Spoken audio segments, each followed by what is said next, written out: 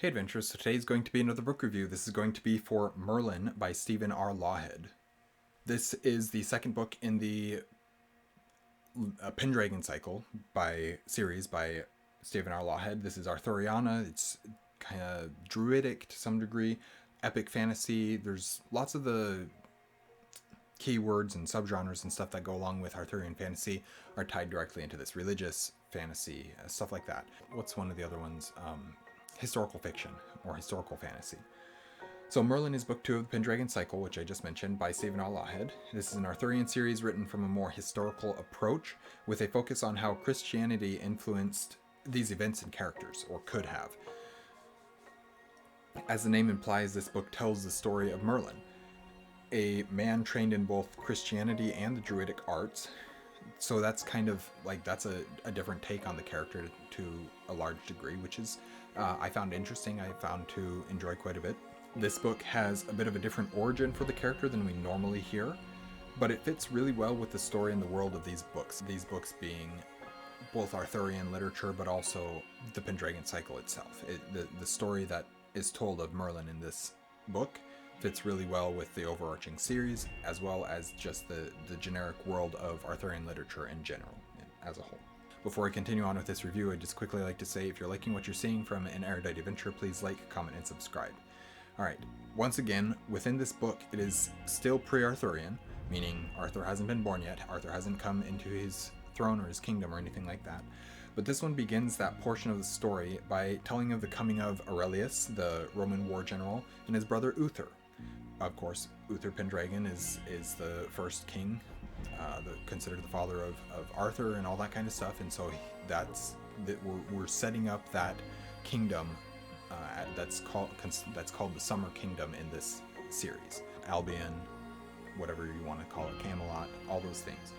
So we're getting there. We're starting to get that set up. This also tells of the fall of Vortigern, so it's tying in a lot of historical events with things like the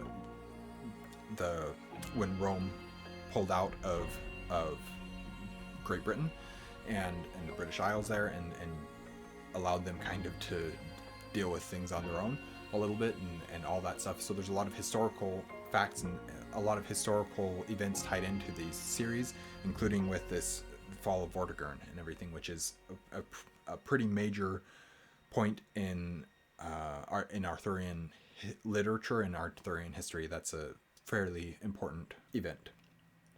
So that is how it kind of fits into the Arthurian myth, but it also tells of Merlin and his story specifically. His story, where he came from, and why he's so powerful. All those things are very interesting. You could say his backstory, I guess, if you wanted to. His power was not merely due to his druidic abilities, but also his Atlantean heritage and his kingship. How all of that plays in is realistically, it's too spoilery to get into for a spoiler-free review like this, but just to know that that is all important stuff to what's going on, but that's all stuff that you've learned by this point. So I will stop there with that section and move on to what else I have to say here. This book humanizes Merlin so much while maintaining his aura of power, and though narrated by himself, you never get the sense that just everything will be okay just because we know that the character is narrating his own story. That's like, it doesn't feel like that at all. I know a lot of stories often do when you get to the end, or when you know that the story is being narrated by an autobiography. When the author is telling their own story, you can kind of say, oh well, everything worked out in the end then. But that's not the sense that you get with this book. Obviously, you know, Merlin must have had some way of telling this story because he's telling the story, but beyond that, you really don't know what's going on. There's a lot of pain in this book, a lot of loss, a lot of reflection and contemplation of our place in the world, what we should do, how we should react, especially to tragedies. These are exactly the type of things that I love when Arthurian literature explores, and for some reason Arthurian literature seems to be the perfect vehicle for that exploration. Unfortunately, so often the stories, even when they do explore it, do not do it adequately. Which is one of my biggest complaints with The Once and Future King, as well as with The Buried Giant, actually. I thought that The Buried Giant had a great opportunity to tell a Arthurian go watch my review. But if you want to know more, but basically I thought that The Buried Giant was a great opportunity to, in a more magical realism or literary fiction type story, to be able to tell a very deep story, and I just don't feel like it capitalized that or did it nearly as well as it should have, or as it was trying to, or as it thought that it did. So to see those things done as well as they were in this book and Merlin and Taliesin before it, and then done, so to see them done and then to see them done really well is just, I very much appreciate that. This book is full of magic and wonder, though. This truly feels Arthurian in a way that, though Taliesin did a little bit, and did so respecting the myth, it never quite reached. This one feels like it's really ramping up that Arthurianness.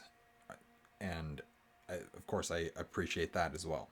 This one is absolutely dealing directly with the myth, which, when I say the myth, I'm talking about the Arthurian legend, the Arthurian mythology. And that really makes me love it all the more. I can't help but love an Arthurian story, even the Once and Future King, which I didn't enjoy that much. It's still Arthurian, and I can't not help appreciate and enjoy it for that aspect alone. As I mentioned in my review of Taliesin, I love when a book follows a bardic character, and though there is less of a focus on that in Merlin, it is still there, and I enjoy it immensely.